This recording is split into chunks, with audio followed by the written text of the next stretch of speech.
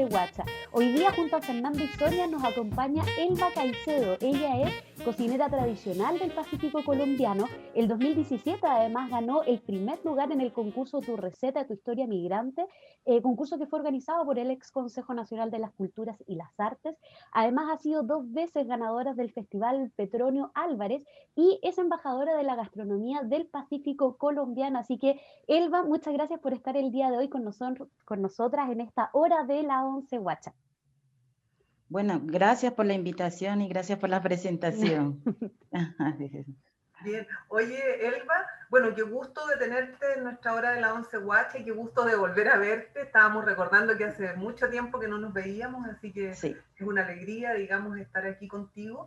Y bueno, sabes que como nosotros siempre le pedimos a nuestras invitadas, invitados, ¿no es cierto?, que nos cuenten un poquito de su biografía y de su trayectoria y cómo llegaron a la cocina. En este caso a mí me gustaría saber, digamos, bueno, tú dónde naciste. Yo entiendo que formas parte de toda la cultura afrodescendiente colombiana, ahí hay una cosa muy, muy rica en términos culturales, ¿no? Y entonces cuéntanos cómo nace en ti esto de la cocina, cuáles son tus vertientes, tu madre, tus abuelas, en fin, cuéntanos.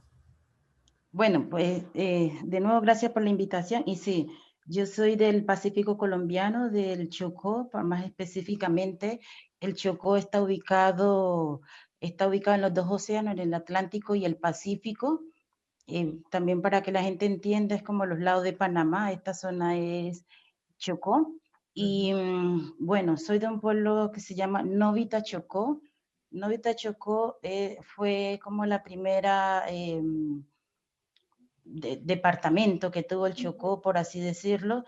Novita tiene mucha historia, tiene muchos historiadores, tiene mucha gente importante, y de este pequeño pueblo yo soy, donde sí, es mucho la selva. Cuando yo me emociono mucho cuando hablo de mi tierra, porque de verdad es revivir esos momentos muy hermosos. De ese pueblo soy yo. El amor por la cocina, yo siempre en mis entrevistas, yo siempre digo, yo no era amante de la cocina. La gente dice, pero ¿cómo? Sí, yo no era amante de la cocina. ¿Por qué yo no era amante de la cocina? Porque mi madre era una mujer que tenía restaurante. De edad de 13 años ella murió. Yo quedé muy niña y en ese momento, los pocos tiempos que viví con ella, que fue como que la pude disfrutar, y en medio de eso que ella tenía restaurante, nosotros, ella era madre y padre. Muchas veces lo que ella tenía era como que llegaba yo de estudiar y lo primero que a mí me esperaba no era un plato de comida, sino una bandeja de mecato para salir a vender. Entonces eso como que uno a su niñez y como que muy joven, perdón si ven al fondo, es mi nieto, que No te preocupes. No, de hecho en su momento me va a tocar que como que porque quiero... él es autista, entonces si de pronto lo ven pasar por el lado mío o algo, quiero pedirles disculpas porque, bueno, tampoco no puedo como tenerlo ahí contenido para que él no me No, para deje. nada, no, y no hay ningún problema. De pronto, ahorita está tranquilo por allá, pero en cualquier momento le da por pasar por el lado mío. Bueno, entonces sí, retomando como la conversación, entonces era como que mi madre, ella, lo que me esperaba era una bandeja de mecato para salir a vender, y muchas veces me tocaba que primero ir a vender para poder llegar y tener algo para comer. Entonces eso como que me fue llenando de rabia, por qué decirlo así, como una niña de 12, 11 años, poder disfrutar, y prácticamente no tuve como una niñez. No fue mala mi niñez, al contrario, hoy en día quien soy se lo debo a esa niñez que tuve. Sí, una niñez dura, una niñez con carencia, una niñez donde mi madre hacer las veces de madre y padre, y nosotros somos 8 hermanos, pero entre mis 8 hermanos yo soy como la quinta o la sexta, o sea, los 3 últimos hermanos, y mi mamá era como que ella vivía con mis 2 últimas hermanas y una nieta que ella criaba, que ella hacía parte como hija de ella, pero entre esas 3 yo era la mayor, entonces yo tenía que hacer como que la parte de tener que como que ayudarla mucho a ella, y también ella tomaba... nosotros vivíamos alrededor de una plaza de mercado, no en Novita, sino en un pueblo que se llama Condoto, que es como más extenso, más grande, ahí donde prácticamente me crié con ella, donde Y ahí fue como que toda esta vida que tuve que vivir un poco también. Y entonces eso como que me fue frustrando un poco, porque yo decía, no, pero como que yo, de verdad, a veces llegaba al colegio y a veces yo decía, ay, ¿qué me espera hoy? ¿Será que me va a tocar que ir a vender? Y eso me fue como diciendo, yo decía, no, no. Y tenía que hacerlo, porque pues si yo no la ayudaba, ¿quién más podía hacerlo? Entonces, todas esas cosas, y a veces levantarme con ella a las 2, 3 de la mañana. Ella, como le digo, nosotros vivíamos muy cerca de una plaza de mercado, donde había también como esta parte donde se vende la carne. Entonces ella le entregan estos menudos, que es lo que es para hacer la prieta en Chile. De nosotros yo me tocaba que levantarme con ella, ayudarla a limpiar todos esos menudos. Luego nos íbamos a las 5 de la mañana a la orilla del río a lavar todo ese poco de tripas. Y entonces era como que yo decía, no, pero ¿por qué tan niña yo tengo que vivir esto? Bueno, pues a veces uno en su momento no entiende muchas cosas, pero ya cuando pasa el tiempo uno se va dando de cuenta el por qué y para qué las cosas. Y bueno, ya de allí, cuando nosotros en vacaciones nos íbamos a Novita, porque nosotros vivíamos en Condoto, y en Novita estaba mi abuela, y llegamos a Novita y no nos quedábamos en el pueblo, sino que nos íbamos más hacia la selva. Y era como que allí también ver a mi abuela cuando nosotros nos teníamos que ir al monte nos tocaba que ir a buscar lo que era la leña, también nos íbamos a buscar, porque de hecho el Chocó, uno de los departamentos de Colombia, muy rico en oro, en platino, entonces nosotros nos íbamos como a eso, a la minería. Entonces, a mí eso me gustaba porque era como disfrutar un poco más la naturaleza, me gustaba más porque era como que ver cómo, de verdad que revivir esos momentos cuando nosotros en su momento en el campo cocinábamos. A veces uno de la nada, uno no llevaba nada de casa, sino que todo lo encontraba. Todo lo tenía allí, uno podía ir con un canasto, cogía pescado, se inyectaba un poco más hacia la selva, encontraba todo lo que es la yuca, plátano, todo eso. Entonces lo que tú dices ahí, que este espacio que tenías ahí en la selva, en este lugar cuando salías, era como un espacio de como mucha alegría y podían recolectar cosas, sí, ¿no? Sí, eso era como cuando nos íbamos de vacaciones allí, eso era la felicidad, porque era salir un poco de la monotonía, saber que ese tiempo no tenía que salir a vender, era ese tiempo, era como que mi descanso, era mi tiempo como que de verdad así. Y ya cuando mi madre muere, eh, era como que decir, bueno, yo ahora, ¿qué me pongo a hacer? ¿De qué voy a vivir? Uno pierde el ser más preciado que es su madre, uno pierde a todo mundo, mucha gente se te aleja, la misma familia, muchas veces uno es estorbo para ellos. Entonces me tocó que reinventarme y sobrevivir de una manera sola. Y en medio de reinventarme y vivir sola, lo primero que yo podía empezar a hacer a esa edad era mirar a ver cómo podía seguir estudiando y cómo yo podía pagar mis estudios. Me tocó que ponerme a trabajar en casa de familia a edad de 14 años, donde fue muy fuerte porque de verdad no entendía mucho. Y ahí empecé como a recordar mucho en esos momentos, y en medio de esto de trabajar en casa de familia era como decir, bueno, sí, era tener que cocinar, y yo decía, bueno, ¿qué es lo que tengo yo que cocinar? Y yo empecé a revivir, a como rebobinar y a recordar a esa madre, que mi abuela también en el campo y todo eso. Y así me empecé como a irme enamorando un poco de la cocina. De esa manera me fui como metiendo un poco más en la cocina. A muy temprana edad tuve mis hijos también por el mismo desamparo de que no tenía. Yo tengo 4 de ellos hijos que para mí hoy en día mis hijos son mi mejor motor, es como que por ellos vivo, por ellos, y así sucesivamente. Sí, y estando ya allí, de hecho yo trabajaba en una casa en Cali, porque ya después al pasar de tiempo, en los momentos más difíciles que vivimos en Colombia, en los momentos de todas las guerras, de todo tipo de guerra, narcotráfico, Pablo Escobar, la guerrilla, paramilitares, en esos momentos más difíciles a mí me tocaba que a veces de irme de una ciudad a otra y a veces sin entender mucho, hasta que me instalé en Cali, y ahí estando en Cali fue que ya empecé como a estudiar y a trabajar, pero me tocaba trabajar en casa de familia. Yeah.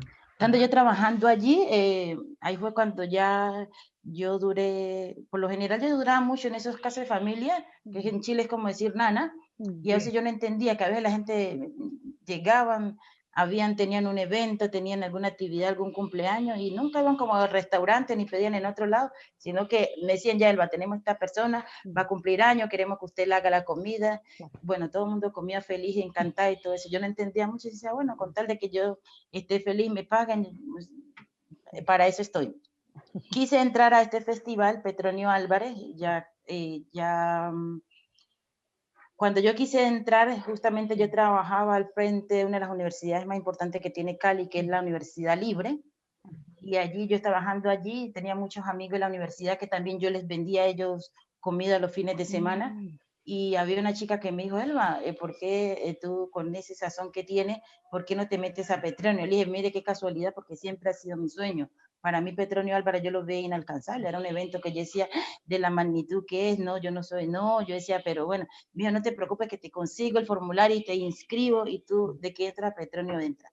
Yo, de verdad que yo no creía, yo decía, no, es que verdad, para estar en Petronio Álvarez es que mirar y la magnitud y todo lo que enfoca el Petronio Álvarez, y ahí yo veía que eran cocinería, gente que yo decía, no, yo no estoy al nivel de estas personas para mí, pero bueno, tampoco no voy a decir que no.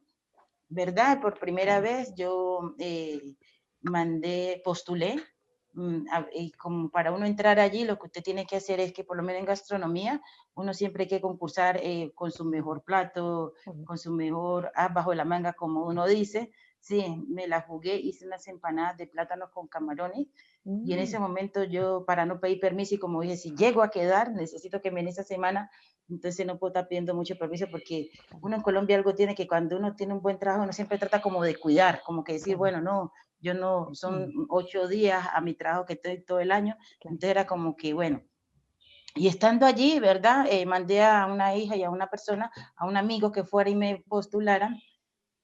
Encantaron las empanadas, todo el mundo asombrado porque decían que jamás habían visto una empanada de masa de plata. Me dijeron, pero ¿cómo? Si tantos años que lleva el Petronio Álvarez, esto nunca lo habíamos visto. Bueno, pues sí, ese año ocupé el primer puesto, ese año fue un evento maravilloso. Al año siguiente y así consecutivamente siempre ocupaba el primer puesto en las clasificaciones, porque son, diga usted, 200, 300 personas, y en ese momento eran como para 80, 90 puestos, no era más.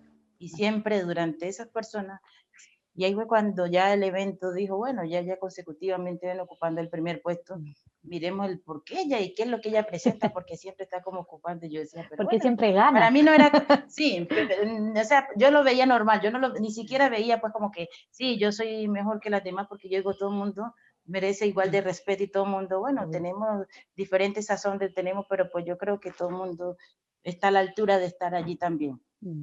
Y ahí fue cuando sí, un año, el evento consecutivamente dijimos, no tenemos que homenajearla porque pues esto, algo hay en ella, y verdad que estoy muy agradecida del festival, y hoy en día estoy en Chile prácticamente por Petronio Álvarez, también donde me capacité, el SENA hizo una capacitación a través de la Secretaría de Cultura, la Secretaría de Cultura, que es el que maneja el evento, a través de la SENA. El SENA en Colombia es como INACAP. Lo que pasa es que el SENA en Colombia es una institución donde a ti te pagan por estudiar, pero para que a ti te paguen por estudiar en esta institución, tiene que tener unas calificaciones muy, muy buenas. Y también las postulaciones son más de 100.000 personas que postulan, diga usted, para 300, 400 puestos. De ese nivel es, porque verdad, es como decimos en Colombia, la Universidad de los Pobres. Ya. Oye, Elba, una pregunta. ¿Este festival Petronio Álvarez es un festival de ahora o es un festival que tiene como una tradición más antigua? ¿Ahí llegan la gente solo por concurso? ¿Cómo es? Cuéntanos un poquitito de ese festival. Bueno, Petronio Álvarez ya es la versión número 23, 24 por ahí. Ya. Y este festival se inició en los teatros en Teatro Los Cristales, es como decir en el Cerro Santa Lucía. Ya, era una persona que empezó allí con la marimba, el toque, año tras año llegaba ahí por la marimba. ¿Y por qué esta persona empezó como a llegar allí? Porque Petronio Álvarez se fundó, fue música, por eso es Festival Petronio de Música. Ya lo demás fue como por añaduría. Ya después fue lo otro, todo fue llegando después, o sea, año tras año se fue inyectando como la gastronomía, las bebidas, ya cuando fue tomando el potencial que tiene hoy en día, fue que ya inyectaron todo lo que es todo lo que es belleza afro, todo lo que enfoca todo por lo que enfoca lo que es ahí ancestral, lo que nosotros decimos, es como que, ¿por qué belleza afro? ¿Por qué la manera como se hacen las trenzas, los significados de los peinados, los significados de la manera como nos ponemos los trajes y el significado de ponerse los turbantes? Por eso es como todo eso se fue, o sea, sí, nosotros ya, ¿cómo se dice? Es una trayectoria que antes del Petronio Álvarez es el respeto de nuestros ancestros, el poder ponernos los turbantes. Pero el Petronio Álvarez, esto inició, como le digo, en sus inicios música, porque uno muchas veces, por lo menos en mi caso, a veces uno ha tenido un poquito de crítica, sobre todo en Chile, que uno dice que el chileno es un poco racista y clasista. Colombia también es racista y clasista, o sea, también hay mucho racismo, que a veces uno, hoy en día de pronto es muy delicado el tema de ir como a denostar a una persona por su color de piel o a quererlo, es un poco más delicado en Colombia, sí. Por eso es que, pero esta persona lo que hizo que a través de su música es como decir, bueno, quedarnos aquí peleando con la gente porque te estén rechazando por tu color de piel, porque te estén tratando mal por el color de tu piel, o es una manera de revertir esto. Entonces lo que él hizo fue a través de la música empezar a revertir y decir, bueno, y empecémonos a unir, o sea, que es como decir, cuando como han dicho que dice, cuando no puedes con tu enemigo, únete a él. Entonces, yo creo que él hizo una bonita labor a través de eso, de esta trayectoria, porque, verdad, año tras año esto solamente no era para negros, esto era todo aquel que quería venir al Teatro de los Cristales. Y de verdad que hasta que ya llegó una persona de apellido Patiño, él ve que esto era como así, algo como decir, no tenía como ningún fundamento en el contexto de que esto era año tras año, pero veía que mucha gente iba, pero decía, esto tenemos que organizarlo de una manera de que ya la gente, darle el valor que se merece a esta gente y el respeto que se merece. Yo creo que ya esta persona de apellido Patiño, lo que hizo fue como decir, bueno, vamos a organizarlo, vamos a hacer que la gente en Colombia se empiece a reconocer este festival, que la gente en Colombia de verdad, y así fue. Ya me acuerdo que uno de los primeros años que yo estuve, que fue en una parte que es como, es un sitio que es de, ¿cómo se llama esto? De Plaza de Toro. Esa vez fue la locura, cómo era que la gente tuvieron que sacarle la gradería porque simbraba. Eso parecía un río de gente, jamás en mi vida había visto tanta gente junta, de verdad que ese año yo me emocioné y fue uno de los años que también a mí el festival siempre estuvo muy pendiente de mí. Ya el año siguiente ya hubo un alcalde que justamente era nuevamente es alcalde de Cali y él lo que hizo salir al mundo entero a vender este festival. Hoy en día Petronio Álvarez es patrimonio de la UNESCO, lo que fue declarado la marimba y Buenaventura fue declarado porque de verdad es la gente que va a este festival, la cantidad de gente de todas partes, sobre todo muchos europeos, muchos estadounidenses, se fijan mucho en este festival. Y de verdad que es un orgullo porque son más de 200.000 personas que van por día a este festival. Oye, perdón. Sí, dale nomás, dale. No, te quería preguntar porque tocaste un tema que es súper relevante, el tema de la discriminación y cómo se pueden revalorizar estos saberes como ancestrales también que tienen las distintas poblaciones. Y te quería preguntar a propósito de este caso, ¿qué pasa con este festival? Que parece muy relevante como para poder visibilizar y dar a conocer y que haya más respeto también por este tipo de tradiciones, de prácticas, de conocimiento, un poco por tu experiencia acá en Chile. A propósito de la discriminación, tú misma lo dijiste, Chile es discriminatorio, es un país clasista muchas veces, al igual que Colombia, entonces, ¿cómo ha sido la recepción desde el periodo que estás acá, digamos? Bueno, mira, cuando yo llegué a Chile, yo siempre digo, yo llegué con muchas ilusiones. Yo llegué con una maleta cargada de muchas ilusiones, una maleta cargada de muchos, de hacer cosas buenas en Chile.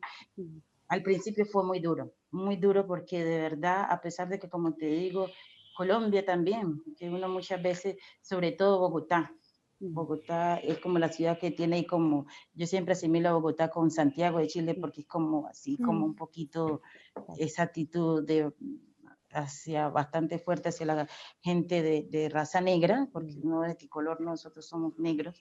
Y Y cuando yo llegué acá y empecé a ver, sobre todo, yo me vine a Chile porque, primero que todo, yo venía haciendo un trabajo muy bonito en Colombia. Yo venía trabajando muy de la mano del SENA. De hecho, el SENA hizo un libro en agradecimiento a 3 mujeres, en su momento, de mujeres portadoras de sabores y saberes, que es una profesora de investigación, a una compañera, y a mí, decir algo así, que el SENA haga algo así, téngalo por seguro, que para mí es un tremendo, tremendo honor. A través de la Secretaría de Cultura nosotros hicimos también unos recetarios de cocina, porque yo le cuento todo esto para llegar al tema de lo que usted me está preguntando. Eso fue como que, y se había venido una hija mía a Chile, y yo ya venía en este proceso muy bonito en Colombia, donde yo ya participaba, ya era como más visible a través de mi gastronomía, ya que la gente empezó como a irme dando ese reconocimiento, conociendo y todo eso. Y llegó el momento que mi hija, que se había venido a Chile, ella siempre estaba como que, bueno, porque ella se vino por falta de oportunidades. Había terminado sus estudios, ella empezó a estudiar diseño de moda. Fue un poco complicado en Colombia porque también a veces es un poco complicado el tema también por el tema de trabajo, a pesar de que ella venía trabajando, y ella se quiso venir también porque esto muchas veces, esta es una cadena que uno a veces como que arrastra. Mi madre fue cabeza de hogar, fue madre y padre. A mí me tocó también desempeñar el mismo papel de madre y padre. Mi hija, la que se vino, la segunda, y ya ver cómo esa carencia, ese sufrimiento ya se vino.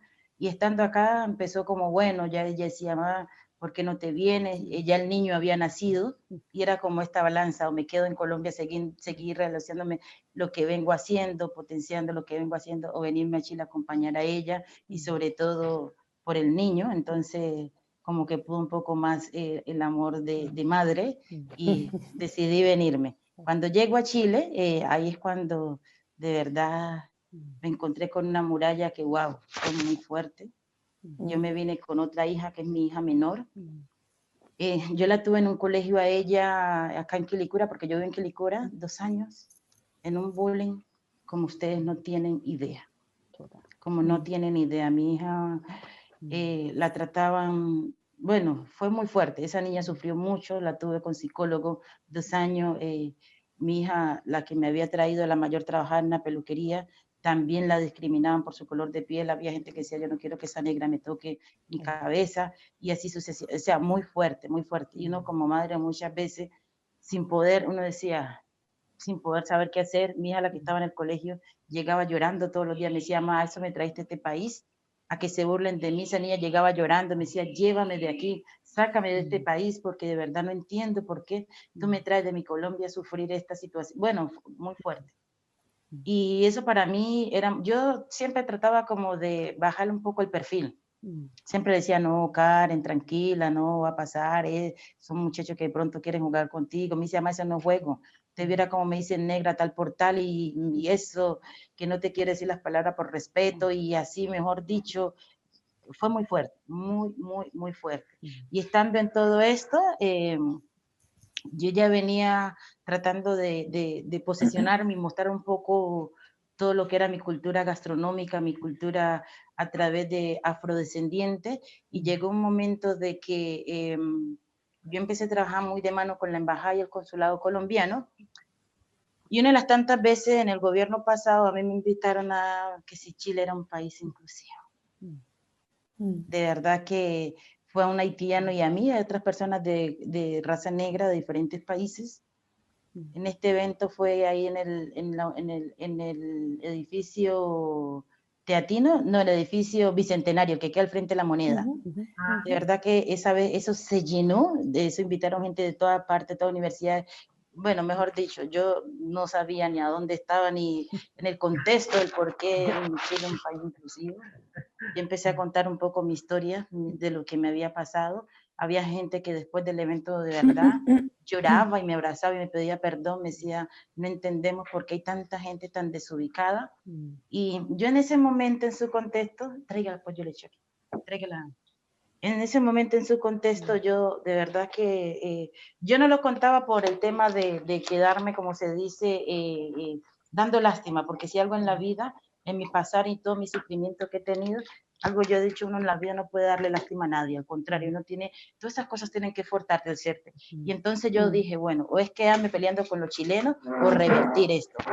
No, es que de verdad, había momentos muy difíciles y de verdad que yo le doy gracias a Dios porque también tengo una fe muy aférrima y eso me ha llevado también a decir, bueno, no vale la pena no quedarse peleando por algo que no vale la pena, sino que como decir, bueno, mientras tú tienes actitud negativa, yo te puedo demostrar que con mi actitud positiva, con mi manera de ser a través de mi gastronomía, a través de mis trajes típicos, a través de mi alegría que tengo, mi espontaneidad, yo puedo también demostrarte que tú puedes cambiar esa actitud. Yo no vengo a este país a hacerle daño a nadie, al contrario, yo vengo a aportarle mucho a este país. Entonces, y tomándome de eso que usted dice, al tiro para preguntarle, ¿y a los chilenos nos gusta la comida colombiana? ¿Somos receptivos con la comida colombiana? Mira, yo al principio, como les digo, yo vivo en Quilicura y desde que llegué yo quise posicionarme en eso porque dije, bueno, sí, ¿por qué no? Si a mí en Colombia, ¿por qué no mostrar nuestra gastronomía típica, al 100% ancestral del Pacífico colombiano, poder contar un poco la historia, poder hablar qué es la gastronomía ancestral del Pacífico colombiano? Yo empecé en Quilicura hay un... En su momento, yo llegué en el 2014, en Quilicura se hacían dos actividades muy importantes, que era el Día del Migrante y el Día del Refugiado. En su momento, de hecho, Quilicura fue la primera comuna que tuvo sello migrante y en ese momento, a través de muchas ONG, nosotros recibíamos alguna ayuda.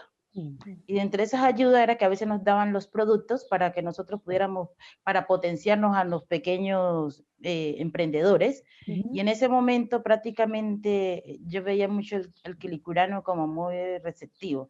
Yo siempre, yo me acuerdo que mis primeras anécdotas era que buenas a la orden, bien pueda, tengo esto, me miraban como tan mal, yo decía, pero ¿por qué esta gente me miran de esa manera?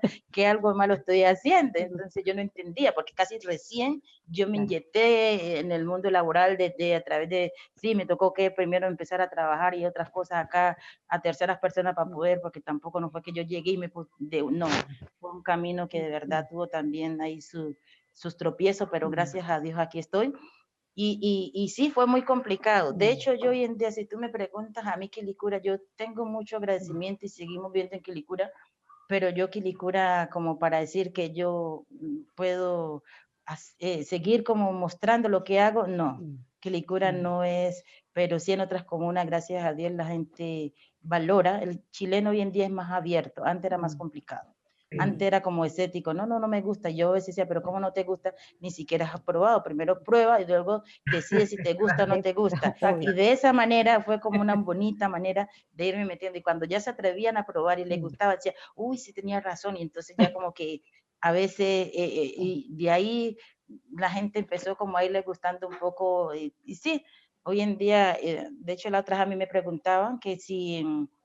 que yo cómo hacía para llegarle al colombiano, que, o sea, para que ellos aceptaran más esta gastronomía fuera de Colombia. Yo siempre decía, a mí la verdad no me interesa llegar al colombiano, porque el colombiano conoce bien nuestra gastronomía. A mí me interesa que el chileno y los de otras nacionalidades que están en este país conozcan nuestra gastronomía. Y eso ha sido mi trabajo y yo creo que lo vengo haciendo bastante bien.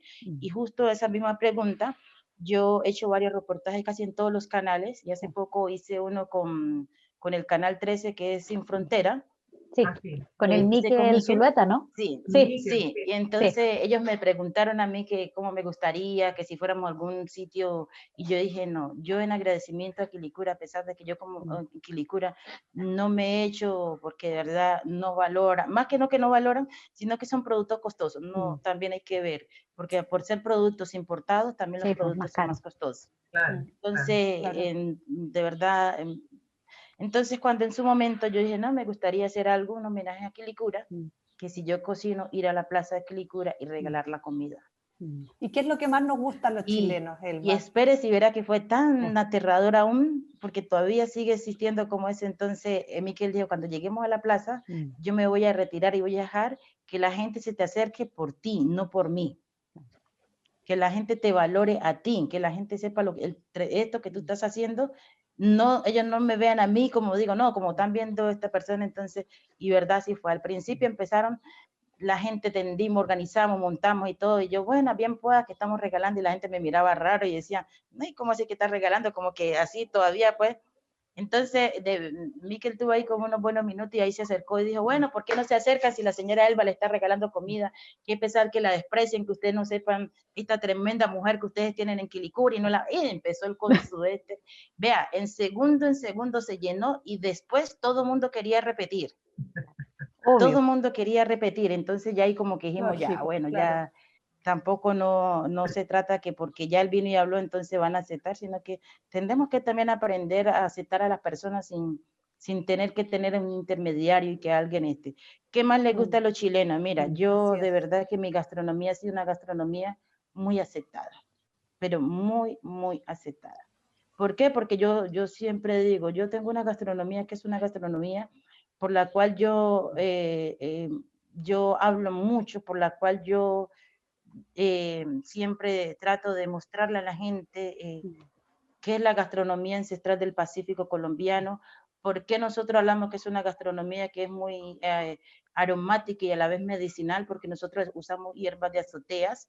¿Qué son hierbas de azoteas? Son hierbas que nosotros, por decirles, darles a entender un poco como al sur de Chile, de tanto estos palafitos, como decir, bien sea en la parte delante o así en la parte de abajo o debajo de las casas, nosotros siempre teníamos estos sembradíos y simplemente lo que hacíamos era bajar, pellizcar o arrancar estas cosas, estas hierbas como lo que es la albahaca negra, lo que es el poleo, lo que es el cimarrón, cilantro cimarrón en Chile no lo hay.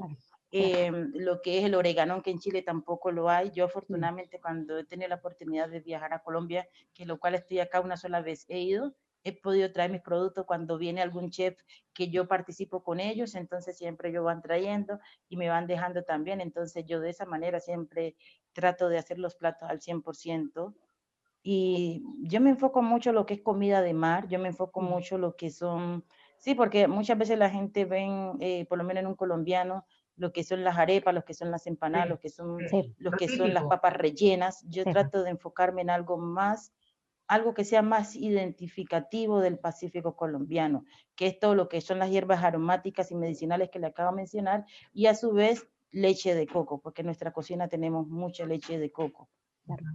¿Y qué platos emblemáticos hay como para poder conocer un poquito más de esta cocina del Pacífico colombiano? Mira, yo me enfoco mucho y hablo mucho, de hecho es algo como así un poco bastante anecdótico porque yo, a pesar de que yo soy del Pacífico y tengo los dos océanos, pero la gente que estamos en el Chocó, donde que es al norte de Colombia, yo soy más de agua dulce que de mar.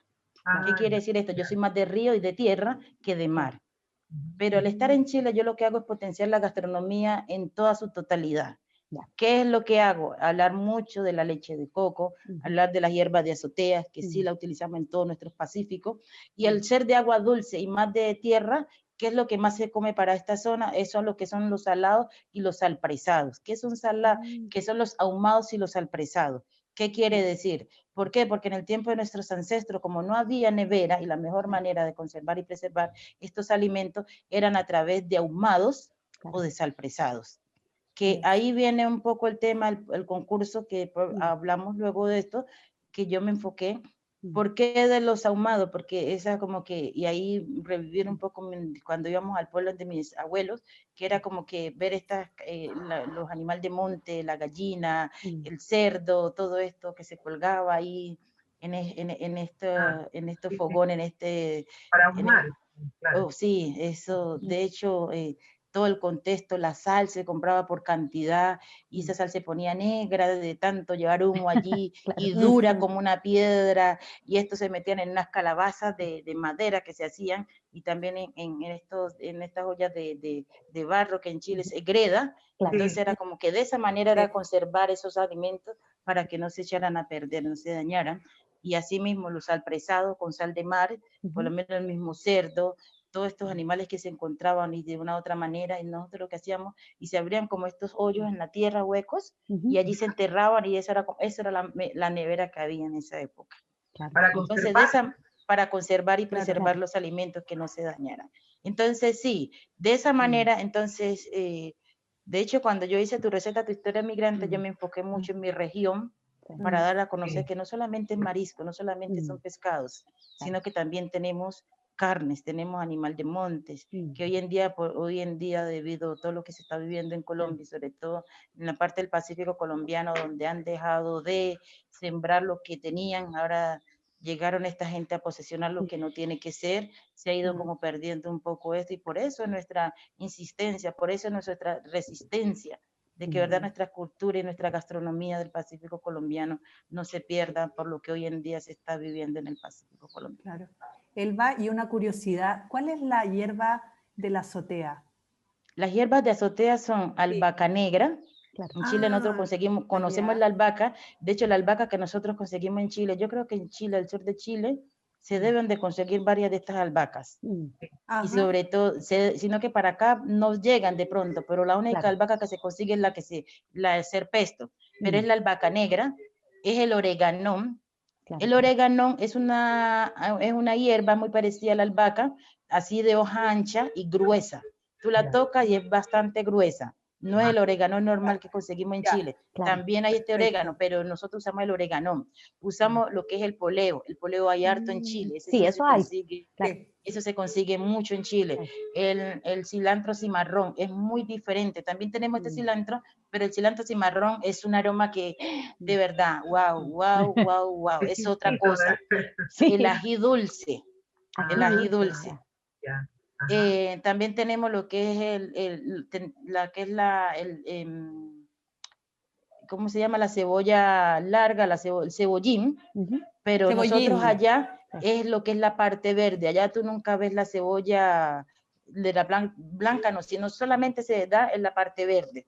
Y es otro tipo de cebolla que te da otro tipo de sabor a la gastronomía.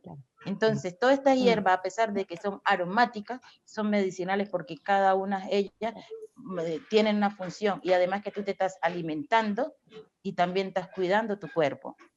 La albahaca negra es buena para el dolor de cabeza, para curar los malos espíritus, que también tienen un poco ahí su contexto. El poleo es bueno para la guatita, y así sucesivamente. El cilantro cimarrón, el que te estoy hablando, es la raíz, es muy buena para curar la hepatitis, y así sucesivamente. Entonces te estoy hablando de hierba, que por eso, de hecho, la cocina del Pacífico colombiano muchas veces hay gente que se lo toma como un poco, fue reconocida también como una de las mejores cocinas del mundo, por todo esto lo que yo les estoy acabando de mencionar. Elba, y una curiosidad, ¿se llama entonces hierbas de azotea por esto que tú decías que estaban abajo como en estos paletitos, o por qué? Porque es muy divertido el nombre. Hierbas de azotea por lo mismo, porque es como que yo voy a irme un poco hacia el sur de Chile, que vuelvo y digo, como están todas estas casas a orilla del mar, a orilla del río, que son los palafitos. En Colombia hay muchos. De hecho, yo cuando voy al sur me emociono mucho porque me revive mucho parte del Pacífico colombiano, es así. La mayoría de estas casas son hechas tan ancladas a orilla del mar o a orilla del río. Son guayacanes, que eso no se pudre jamás. Y en medio de estos hay unas anclas, son como una, como les dijera, es como una, se me va ahorita el nombre, es como sembrar unas anclas, y en medio de esas anclas cogen estos palos, los abren. De hecho, es como que si usted cogiera para dar a entender, cogiera una palma de coco, y esa palma de coco la tumbaran de raíz o parte de y se abriera y se tapiara la mitad, y sacarle todo lo que tiene adentro y rellenarlo de tierra. Y en eso se rellenan todo y ahí se siembran todo. Por eso son hierbas de azotea. Y de azotea porque en la parte de atrás de estos palafitos, donde están como que lavan los platos, donde está la cocina, también ahí siempre están como estos sembradíos. En estas ollas viejas que ya la gente ya no le da uso, pero quieren utilizarla de una manera, ya no quieren desecharla porque les traen bellos recuerdos. También son como estas champas, no sé cómo le dicen al sur, champas, que también se rellenan de tierra cuando ya están viejitas, que ya también entonces también le dan este servicio. Entonces es como reutilizar lo que tienen. Entonces por eso son hierbas de azoteas. Oye, pero eso sería un modelo, digamos, para para darle a toda esta gente los movimientos agroecológicos.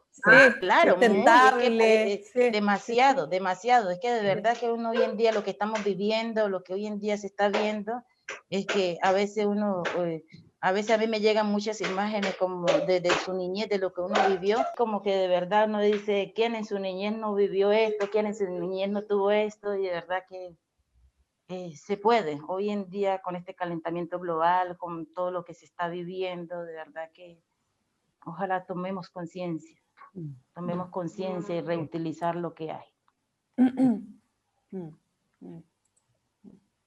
Absolutamente. Y Elba, para ir ya terminando, porque se nos pasó la hora volando, sí, volando.